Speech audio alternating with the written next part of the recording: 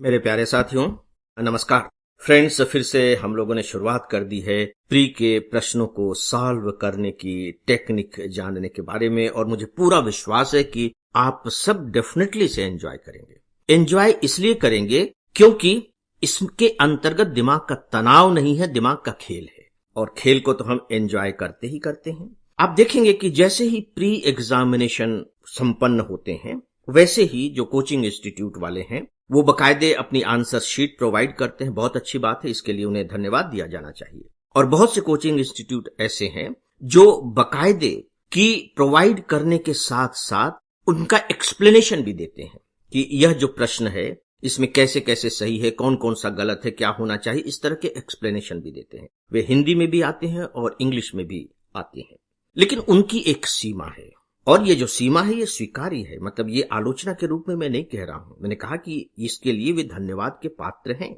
लेकिन वे जो देते हैं उसका अपना एक सिस्टम है, उसका अपना एक पैटर्न है।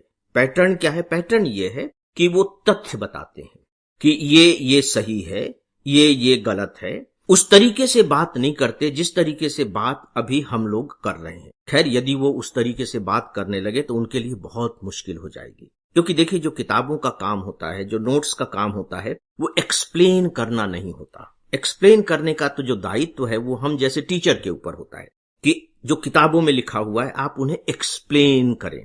तो डेफिनेटली जो कोचिंग इंस्टीट्यूट हमें तथ्य प्रोवाइड कर देते हैं उससे एक्सप्लेन करने में हमें बहुत मदद मिलती है। ये बात मैंने केवल इसलिए आपसे कही है ताकि आप इन दोनों का जो महत्व है उन्हें अलग अलग करके देख सकें।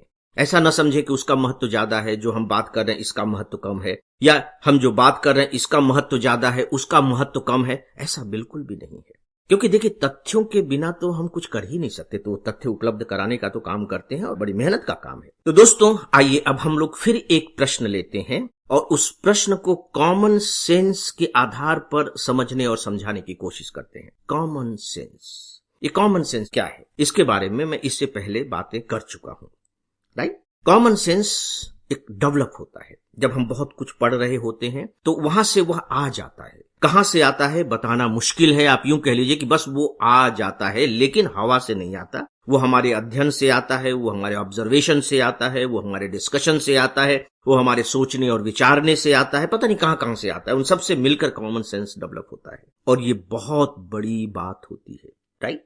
अब मैं जो आपसे प्रश्न डिस्कस करने जा रहा हूं, मेरे पास क्वेश्चन पेपर का सेट ए है, आप जानते हैं, और उस सेट ए का यह क्वेश्चन नंबर है 12, 12वां प्रश्न। इस प्रश्न को भी जब आप शुरू में पढ़ेंगे तो हो सकता है कि थोड़ी देर के लिए आपका दिमाग चकरा जाए, आपको लगे कि यार ये क्या पूछा जा रहा है। एक बात जरूर है, हिंदी वालों के साथ ये दिक्कत है, और यहां तक कि जो नॉन इंग्लिश, चाहे वो कोई भी भाषा बोल रहे हो, रीजनल लैंग्वेज में अपीयर हो रहे हो, तो उनके सामने भी विकल्प केवल हिंदी है और इंग्लिश पेपर के रूप में तो यही है। तो मैं उनके बारे में सोचता हूं कि जो इंग्लिश नहीं जानते हैं लेकिन उड़िया में या तमिल मीडियम से परीक्षा दे रहे हैं, सच में उनके लिए इस तरह के प्रश्नों को समझना कितना मुश्किल होगा, क्योंकि सामान्य हिंदी की तरह नहीं लिखे जाते। सामान्य हिंदी कहने का मतलब जो हम किताबों में सामान्य तौर पर पढ़ते हैं, बातचीत में पढ़ते हैं, अखबारों में पढ़ते हैं, वो हिंदी यहां नहीं होती है। सच पूछे तो एकेडमिक हिंदी भी नहीं होती। कभी कभी तो मुझे ये बहुत ही कृत्रिम किस्म की हिंदी लगने लगती है, लेकिन दोस्तों क्या कीजिएगा, बहुत बार मैंने इसको लेकर के आर्टिकल्स भी लिखे हैं। यूपीएससी तक पता नहीं वो आर्टिकल्स पहुंचे नहीं पहुंचे, उस पर वो विचार कर रहा है कि नहीं कर रहा है, लेकिन मुझे ऐसा लगता है कि कंप्रिहेंशन में तो शायद उसने थोड़ा बहुत विचार किया है। कंप्रिहेंशन की भाषा को कम से कम हिंदी के आसपास की भाषा बनाने की यूपीएससी ने कोशिश की है। खैर, तो यहाँ जो भाषा है वो आपको थोड़े से चक्कर में डाल देती है। आप अपने दिमाग पर कमांड रखिए कि नहीं, आपको भाषा में उलझना नहीं है, भाषा से आपको अर्थ निकालने हैं। हो सकता है कि सीधे सीधे अर्थ न निकले, लेकिन भाषा को जब आप तोड़ेंगे तो अर्थ निकल जाएंगे। और इसी दौर में जब आप अर्थ निकाल रहे हो, आप चाहे तो इंग्लिश की भी मदद ले सकते हैं, जिसका इंग्लिश अनुवाद होता है। और मैंने ये भी देखा है कि यूपीएससी एक काम तो अच्छा करती है कि समझने की दृष्टि से जो जो शब्द थोड़े से कठिन होते हैं उनके ब्रैकेट में आपकी मदद के लिए कोई एक शब्द भी डाल देती है। अब ये बात अलग है कि वो हमारी समझ में आ रहा है या नहीं आ रहा है, वो एक अलग बात है। तो देखिए, क्वेश्चन नंबर 12, प्रश्न क्या है, मैं पहले प्रश्न पढ़कर सुना रहा हूं और बहुत इत्मीनान के साथ मैं पढ़ रहा हूं। दोस्तों, हो सकता है कि मेरी इस आदत से आप थोड़े से खफा हों कि क्या है सर, इतना स्लो क्यों चलते हैं, लेकिन मुझे लगता है कि यह जरूरी है।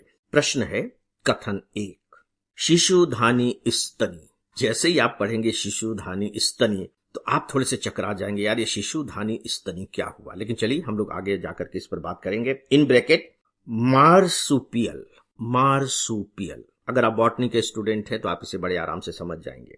ब्रैकेट क्लोज, प्राकृतिक रूप से भारत में नहीं होते। मैं पूरा वाक्य पढ़ रहा हूं। शिशुधानी स्तनी इन ब्रैकेट मार्सुपियल प्राकृतिक रूप से भारत में नहीं होते। फिर कथन 2 है, शिशुधानी स्तनी केवल परभक्षी रहित पर्वतीय घास स्थलों में ही पनप सकते हैं। मुझे नहीं मालूम दोस्तों कि जब आप ये प्रश्न पढ़ेंगे तो आपके ऊपर इसकी क्या प्रतिक्रिया होगी। मैंने भी जब ये प्रश्न पढ़ा था तो शुरू में थोड़ा सा मैं हिला जरूर था, लेकिन जैसा कि मैं आप लोगों से अनुरोध करता हूं, निर्देश भी देता हूं, उसको मैंने अपने ऊपर भी अप्लाई किया कि नहीं, घबराने की कोई बात नहीं है, जनरल स्टडी का ही पार्ट है, जरा हम ध्यान से पढ़ें तो समझने की कोशिश तो करें। तो तुरंत समझ में आ गया। अब जो ऑप्शन है, ऑप्शन वही है उपयुक्त कथनों के बारे में निम्नलिखित में से कौन सा एक सही है। कथन 1 और कथन 2 दोनों सही हैं तथा कथन 2 कथन 1 की सही व्याख्या है। बी, कथन 1 और कथन 2 दोनों सही हैं तथा कथन 2 कथन 1 की सही व्याख्या नहीं है। सी, कथन 1 सही है किंतु कथन 2 गलत है। डी, कथन 1 गलत है किंतु कथन 2 सही है। मैं आपको बता चुका हूं कि ये बिल्कुल इसी पैटर्न पर हर जगह होते हैं, इन्हें आप अपने दिमाग में रचा बसा लें ताकि इसे आपको पढ़ने की जरूरत ही नहीं पड़े एग्जामिनेशन हॉल में। जैसे ही आपने देखा ना कथन 1-2 का मामला है तो बस आप समझ जाएं कि ऑप्शन क्या होगा। शिशुधानी स्तनी, यानी कि ऐसे स्तनीय पशु, स्तनी पशु आप समझते हैं, जो मनुष्य है वो स्तनधारी पशु है, मनुष्य व्यक्ति है, जो भी आप कह लीजिए। शिशुधानी स्तनी यानी को स्तनीय पशु है, लेकिन उसकी विशेषता यह है कि उसके पास शिशु को धारण करने की क्षमता है, यानी कि उसके पेट में कुछ ऐसा थैला जैसा है।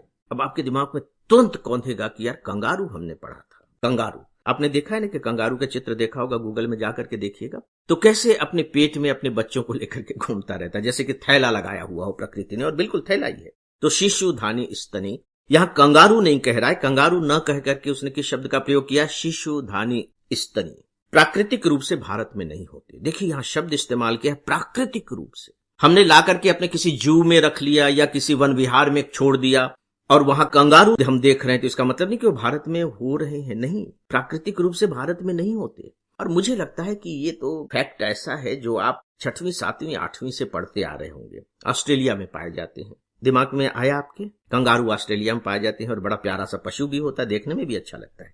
यानी कि भारत में प्राकृतिक रूप से तो नहीं पाए जाते, स्टेटमेंट ये सही है ना, भारत में प्राकृतिक रूप से नहीं पाए जाते। ऑस्ट्रेलिया का ये पशु ऑस्ट्रेलिया में प्राकृतिक रूप से पाया जाता है। अब कथन 2 क्या है कि शिशुधानी स्तनी, यानी कि फिर से वही है, केवल परभक्षी रहित। फिर यहां शब्द दिया है केवल, किन क्षेत्रों में रहते, केवल परभक्षी रहित, यानी कि वो केवल ऐसे क्षेत्रों में पाए जाते हैं जहां हिंसक पशु न हो। मैं हिंसक पशु शब्द का इस्तेमाल कर रहा हूं, यानी कि आप कह लीजिए कि नॉन वेजिटेरियन जानवर नहीं होते हैं, जो घास खाते हैं, पत्तियां खाते हैं, केवल ऐसे क्षेत्रों में होते हैं। अब आपको लगेगा कंगारू तो ऐसे क्षेत्र में होना चाहिए, नहीं तो कोई भी उसको खा जाएगा। अरे भैया जंगलों में आप देखिए शेर भी है, बाघ भी है, लेकिन वहां हिरण भी है। हिरण तो जिस तरह का जानवर है, पता लगा नीलगाय भी है और दूसरे जानवर भी रह रहे हैं। परभक्षी रहित, पर्वतीय घास स्थलों, अब ये आपके ज्योग्राफी की समझ को टेस्ट कर रहा है। पर्वतीय घास स्थलों यानी कि ऐसे घास के स्थल, जिसे आप घास के मैदान कह सकते हैं, छोटे छोटे भी हो सकते हैं। आप देखिए कि जम्मू कश्मीर वगैरह में जाते हैं तो आपको मिलेगा ना, जब आप पूरा का पूरा हिमालय रेंज के बारे में पढ़ेंगे तो उसमें घास के मैदान आपको हिमालय पर मिलेंगे, भले कितने छोटे हों, और वहां बाकायदे पशुपालन का काम भी होता है। में ही पनप सकते हैं, आप देख रहे, केवल में ही पनप सकते, यानी कि जो पर्वतीय घास के मैदान होंगे केवल वहीं पनप सकते हैं। क्या ऑस्ट्रेलिया में वहीं होते हैं जहां पर्वतीय घास के मैदान होते हैं, या कि घास के मैदान में भी हो जाते हैं, प्लेन्स में भी होते हैं? तब आप अगर अपने दिमाग को दौड़ाएंगे तो उत्तर मिलेगा कि नहीं, ये तो कहीं भी घास के मैदान में हो जाएंगे। फिर परभक्षी रहित, वहां हिंसक पशु नहीं होने चाहिए, ये तो संभव जनरली नहीं होता है अगर बड़े बड़े मैदान है तो। इसका मतलब है कि आप सोच सकते हैं कि नहीं, जो स्टेटमेंट 2 है वो गलत है। वो पर्वतीय घास के स्थलों में ही नहीं होते हैं, बल्कि बड़े बड़े घास के मैदानों में होते हैं। आप देखिए कि वहां घास स्थल शब्द का प्रयोग किया, घास के मैदान शब्द का प्रयोग नहीं किया है, राइट। हालांकि ठीक है, चलिए ग्रासलैंड्स आप कह सकते हैं, जो भी है कोई बात नहीं, अंग्रेजी में ग्रासलैंड शब्द का प्रयोग किया है। तो दोस्तों अब ये बताइए कि क्या यह प्रश्न कठिन था? क्या अब आप ऑप्शन ढूंढ सकते हैं? ऑप्शन ढूंढने के लिए मैं ये इसलिए कह रहा हूं कि स्टेटमेंट 1 तो सही है, स्टेटमेंट 2 गलत है, भारत में प्राकृतिक रूप से नहीं पाए जाते, यही कह रहा है, तो ये स्टेटमेंट सही है। दूसरा स्टेटमेंट वो कह रहे हैं कि परभक्षी रहित कि पर्वतीय घास स्थल में पाए जाते हैं केवल, ये गलत है।